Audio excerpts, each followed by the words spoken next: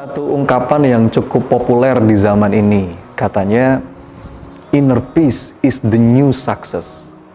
Bahwa yang paling dicari oleh manusia saat ini itu adalah ketenangan, kedamaian hati. Karena banyak di antara manusia yang sebenarnya sudah sampai pada level puncak pencapaian hidupnya, tapi belum menemukan yang namanya ketenangan batin. Hidupnya terasa kosong, terasa hampa.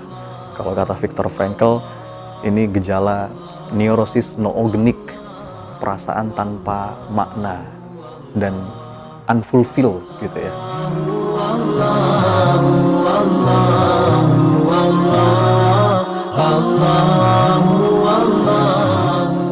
Ada beberapa kesalahpahaman kita tentang kedamaian hati. Banyak di antara kita yang berpikir bahwa kedamaian hati itu ditentukan oleh faktor eksternal.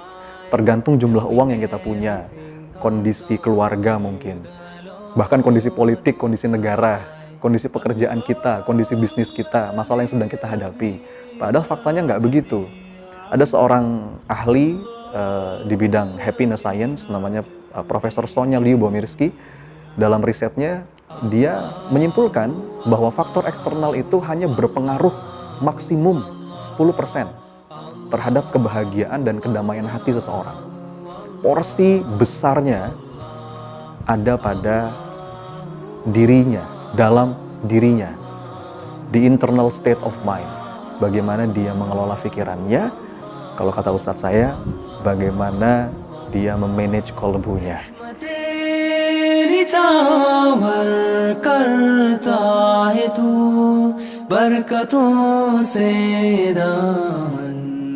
Lalu apa rahasianya agar kita bisa menemukan yang namanya kedamaian hati?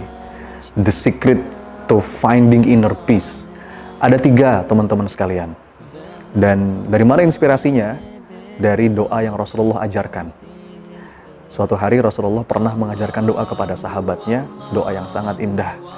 Doanya adalah Allahumma inni as'aluka nafsan bika mutmainnah tu'minu biliqa'ik wa tarda biqada'ik wa taqna'u bi'ata'ik.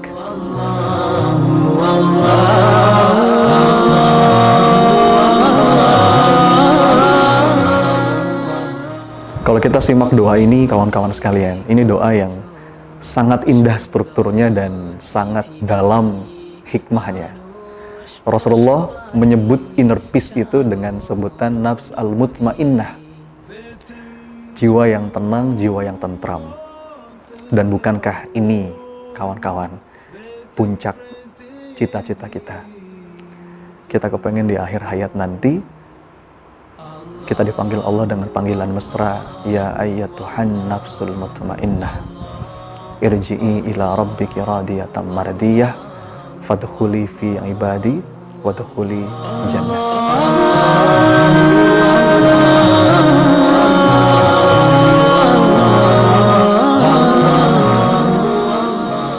Dari doa ini, teman-teman, Rasul mengisyaratkan ada 3 fondasi, 3 pilar, 3 rukun yang menjadi landasan the real inner peace, kedamaian hati yang sejati. Apa itu? Yang pertama adalah tu'minu biliqa'ik, jiwa yang yakin bahwa suatu hari nanti dia akan bertemu dengan Robnya. Dalam bahasa saya, jiwa yang punya clarity of purpose, kejelasan tujuan hidup. Karena yang membuat kita galau itu, teman-teman sekalian, seringkali karena belum jelas tujuannya.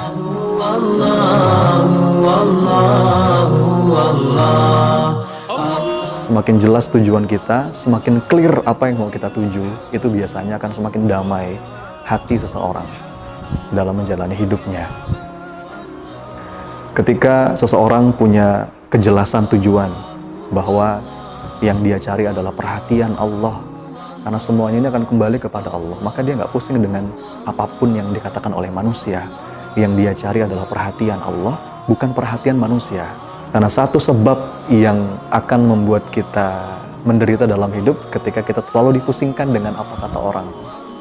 Kita terlalu khawatir dengan apa pandangan orang sampai-sampai kita lupa apa pandangan Allah tentang kita. Allah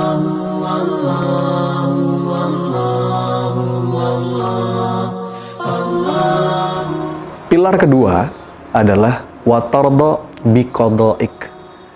Fondasi kedua dari inner peace itu adalah jiwa yang selalu ridho dengan apapun yang Allah tetapkan. Orang-orang beriman itu selalu bisa menerima segala ketetapan Allah karena dia yakin Allah itu Tuhan yang maha penyayang, Rob yang tidak mungkin zolim kepada hambanya.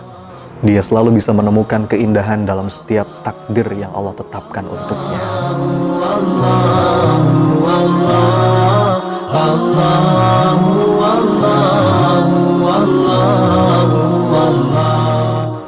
Ada salah seorang psikiater namanya M. Scott Peck.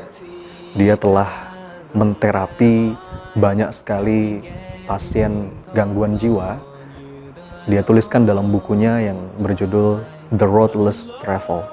Dia bilang, ada sekian banyak jenis-jenis dan tingkatan gangguan jiwa, tapi dari semua itu, seringkali akar penyebabnya itu sama.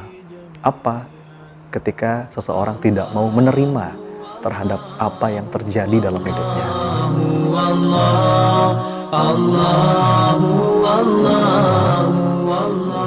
Tidak begitu orang-orang yang beriman.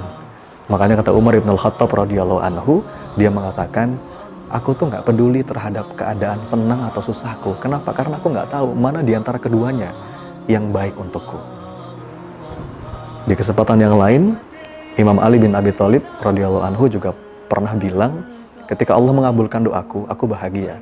Tapi ketika Allah tidak mengabulkan doaku, maka aku lebih berbahagia. Kenapa? Karena yang pertama tadi pilihanku, sedangkan yang kedua adalah pilihan Allah. Dan pilihan Allah pastilah yang terbaik untukku. Dan jiwa-jiwa seperti inilah yang selalu bisa ridho dengan apapun yang Allah tetapkan untuknya. Dan ini fondasi yang sangat penting, fondasi yang sangat vital kalau kita ingin menemukan inner peace, sebenar-benarnya kedamaian hati dalam diri kita. Allahu, Allahu, Allahu, Allah, Allahu, Allahu, Allah. Nah, fondasi yang ketiga dari kedamaian hati dalam doa Rasulullah ini, kawan-kawan sekalian, adalah wattaqna'u bi'ata'ik. Jiwa yang selalu merasa cukup dengan apa yang Allah berikan, jiwa yang merasa puas dengan semua pemberian Allah. Karena manusia itu memang sifat dasarnya nggak pernah puas. Kata Rasulullah dalam sebuah hadis, anak Adam itu kalau dikasih satu lembah emas, maka dia pasti kepingin 2 lembah yang lain. Dan tidak akan pernah merasa puas sampai nanti tanah kubur yang masuk ke dalam mulutnya.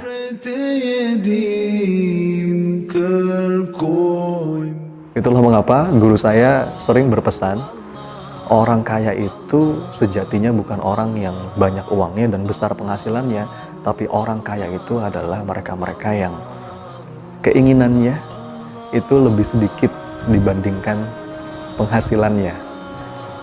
Jiwa yang penuh syukur dan menikmati apapun yang Allah berikan dalam hidupnya.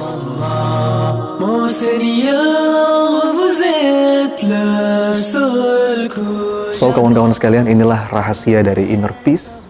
Mari kita hafalkan doa ini, kita dawamkan terus kalau bisa setiap pagi, setiap petang. Mudah-mudahan kita bisa merasakan nikmatnya punya hati yang damai karena Allah. Insya Allah.